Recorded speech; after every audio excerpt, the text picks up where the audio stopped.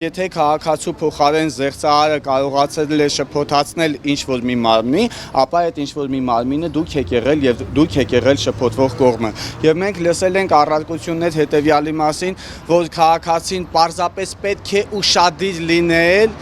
լինել եւ տարբերել խոսում է բանկի ներկայացուցչի հետ, թե զեղծարարի հետ, ուրեմն հարց քաղաքացին ինչպես պետք է կարողանալ տարբերակել արդյոք երրորդ անձ է, արդյոք զեղծարար է, արդյոք կիբեր հանցագործ է, ինչպես պիտի տարբերել արդյոք բանկի ներկայացուցիչն է, այս բացերը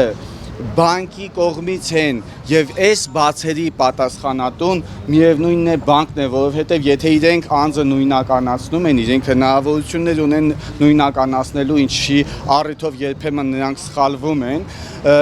ապա ինչպես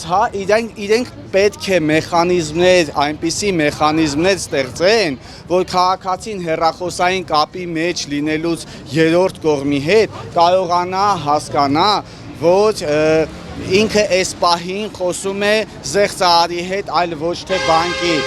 Սա իրենց կիբեր անվտանգության խնդիրներն են, սա իրենց սողանցքներն են, ինչի մասով էլ մենք մտածում ենք, որ գուցե եւ ունեն շահագրգռվածություն, որովհետեւ դա տեխնիկապես լուծելի հարց է, տեխնիկապես այդ հարցը